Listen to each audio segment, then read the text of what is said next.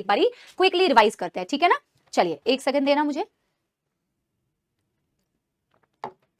चलिए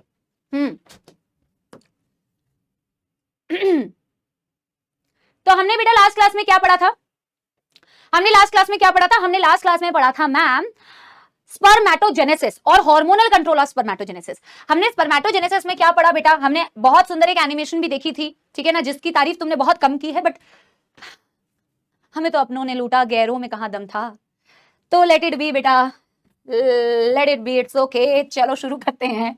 शुरुआत की थी हमने बेटा कुछ डिप्लॉइड सेल के साथ में, जिन्हें हम स्पर्मेटोगोनिया या स्पर्मेटोगोनियम कहते हैं।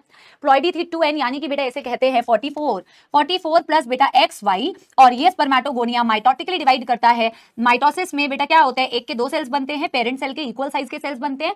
और बेटा ये जो सेल्स होते हैं कि प्लॉइडी भी चेंज नहीं होती है, प्लॉइडी भी सेम रहती है माइटोटिक डिवीजन से, ठीक है ना।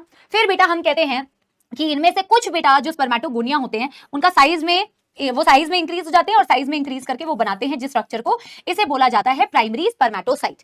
प्राइमरी स्पर्मेटोसाइट बेटा करता है मियोसिस 1, और मियोसिस 1 जो होती है वो होती है रिडक्शनल डिवीजन। रिडक्शनल डिवीजन का मतलब होता है एक ऐसा डिवीजन जिससे एक सेल जब 2 पार्ट्स में डिवाइड करे तो उसका क्रोमोसोम नंबर हो जाए हाफ, जैसे कि तुम्हारे नंबर हो जाते हैं बेटा हाफ, क्योंकि आधे माइनस में करके आते हो और आधे सही करके आते हो, तो बैलेंस क्रिएट करना कोई सीखे तुमसे, सीखे, ठीक है। तो बेटा जी एक प्राइमरी स्पर्मेटोसाइट जब डिवाइड करता है तो बेटा क्रोमोसोम नंबर हाफ हो जाता है, क्योंकि वो मियोसिस 1 करता है, और एक के बनते हैं 2, एक का 2 बेटा क्या बन जाता है, सेकेंडरी स्पर्मेटोसाइट। सेकेंडरी स्पर्मेटोसाइट में होती है मियोसिस 2।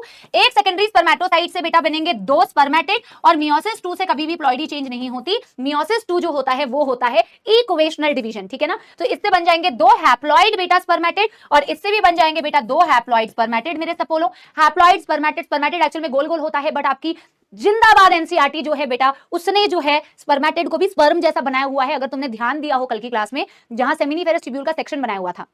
एनीवे बेटा बड़ी बड़ी एनसीईआरटी में ऐसी छोटी छोटी गलतियां होती रहती हैं, बट ये स्पर्मेटिड जो होता है इसी के डिफरेंशिएशन जब होती है, मतलब कि ये मैच्योर फॉर्म में जब कन्वर्ट होता है, जिसमें मदद करता है आपका स्पर्म मैच्योरेशन फैक्टर SMF जो आपकी सर्टोली सेल द्वारा प्रोड्यूस हुआ था। तो ये बेटा गोल गोल स्पर्मेटिड ऐसे बेटा स्पर्म में कन्वर्ट हो जाते हैं, जिसका स्ट्रक्चर आज हम पढ़ने वाले हैं मेरे बच्चों, ठीक है ना। और इसकी भी प्लॉइडी चेंज नहीं हुई, क्योंकि बेटा ये क्या होती है, डिफरेंशिएशन करती है, डिफरेंशिएट करके ही बेटा ये स्पर्म को ही क्या बोलते हैं, स्पर्मेटोजोआ में कन्वर्ट करती है। और बेटा इस पर्टिकुलर स्टेप को, जो लास्ट स्टेप था कुछ बच्चे इतने प्यारे हैं भाई, मैंने कल बोला कि सारे टर्म्स एक जैसे लगते हैं, तो उसने मुझे लिटरली मीम भेजा था 2-3 बच्चों ने, स्पाइडरमैन वाली मीम, कि जब ये सारे टर्म्स एक जैसे लगे, स्पर्मेटोजेनेसिस, स्पर्मियोजेनेसिस, स्पर्मिएशन, ये जो लास्ट स्टेप है इसे बोला जाता है बेटा स्पर्मियोजेनेसिस। स्पर्मियोजेनेसिस मतलब केवल और केवल जो लास्ट स्टेप है स्पर्मियोजेनेसिस उसे कहा जाता है, जहां गोल गोल स्पर्मेटिड बेटा मोटाइल ऐसे स्पर्म में कन्वर्ट होते हैं। स्पर्मेटोजेनेसिस पूरे इवेंट को कहा जाता है जब एक स्पर्मेटोगोनिया से आप स्पर्म को बनाते हो, और स्पर्मिएशन का मतलब मैंने आपसे कहा था एज पर एनसीईआरटी एंड एज पर नीट की डेफिनेशन दोनों सेम है, the release of sperm into the lumen of seminiferous tubule. ये नीट में बोला गया the release of sperm into the lumen of seminiferous tubule. Into the lumen का मतलब क्या है यार, जब स्पर्मियोजेनेसिस हो जाती है ना, जब ये वाला स्टेप हो जाता है, स्पर्मियोजेनेसिस के बाद भी ये जो स्पर्म है ना, इसका हेड सर्टोली सेल में एम्बेडेड होता है। And NCERT कहती है after spermiogenesis the sperm head become embedded in Sertoli cell and they are finally released from seminiferous tubule called spermiation। तो release from seminiferous tubule, तो रिलीज करने के लिए पहले तो उसे ल्यूमन में आना पड़ेगा ना, तो ल्यूमन में आना और ल्यूमन से फिर बाहर चले जाना, दोनों ही चीजें सही है, that is called as spermiation, ठीक है ना। हार्मोनल कंट्रोल में नेगेटिव फीडबैक एनसीईआरटी में नहीं दिया हुआ है डायरेक्टली, मैंने आपको थोड़ा सा पढ़ा दिया है, कहीं ना कहीं आपके काम में आएगा, बट नेगेटिव फीडबैक यहाँ एनसीईआरटी में दिया नहीं हुआ है। लेकिन एनसीईआरटी में जो नॉर्मल फ्लो चार्ट है वो दिया हुआ है कि मैम स्पर्मेटोजेनेसिस प्यूबर्टी के वक्त में कैसे चालू होती है। प्यूबर्टी के वक्त में इसीलिए चालू होती है, हाँ सुनो यार, अब हाइपोथैलेमस से होता है gonadotrophin releasing hormone. Gonadotrophin releasing hormone बेटा किस पर एक्ट करता है, एंटीरियर पिट्यूटरी पर। एंटीरियर पिट्यूटरी से क्या प्रोड्यूस होता है बेटा, एंटीरियर पिट्यूटरी से प्रोड्यूस होता है follicle stimulating hormone and luteinizing hormone.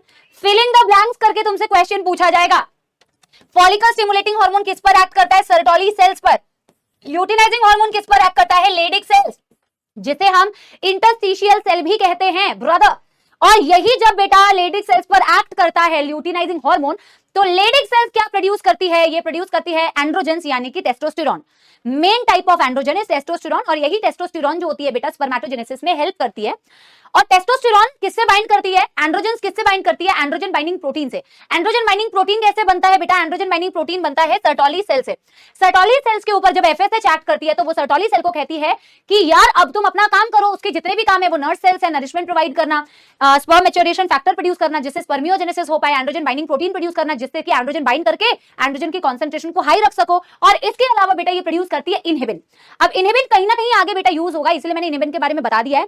Feedback mechanism बेटा मैंने थोड़ा सा तुम्हें समझा दिया था और मैंने पूरी लैंग्वेज भी लिखवा दी थी।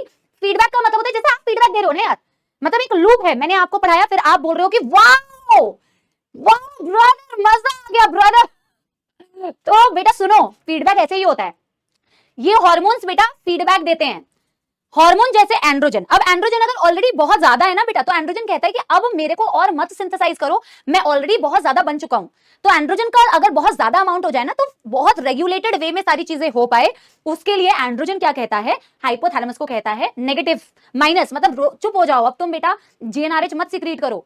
और वो एंटीरियर पिट्यूटरी को भी नेगेटिव फीडबैक दे सकता है, उसको भी चुप करा सकता है कि भाई अब तुम एलएच और मत बनाओ, क्योंकि अगर तुम एलएच बनाओगे तो वो इंटरस्टिशियल सेल लेडी सेल पर एक्ट करेगा और ज्यादा एंड्रोजन प्रोड्यूस होगा, और अभी और ज्यादा एंड्रोजन नहीं चाहिए, इसे नेगेटिव फीडबैक कहते हैं। और वैसे ही बेटा इनहिबिन भी जो आपके सर्टोली सेल से प्रोड्यूस हुआ, इनहिबिन जो होता है वो भी नेगेटिव फीडबैक दे सकता है, वो सिर्फ एंटीरियर पिट्यूटरी को नेगेटिव फीडबैक देता है सो दैट एफएसएच प्रोड्यूस ना हो, उसका नेगेटिव फीडबैक सिर्फ एफएसएच के लिए होता है। दैट्स इट, मैंने यहीं तक पढ़ाया था ब्रदर। जल्दी से मुझे बताइए कि सारा कुछ क्लियर हो गया, तो आगे बढ़े, आगे बढ़ जाए, समाप्ति एक्सप्रेस खत्म हो गया, डन डन डन डन।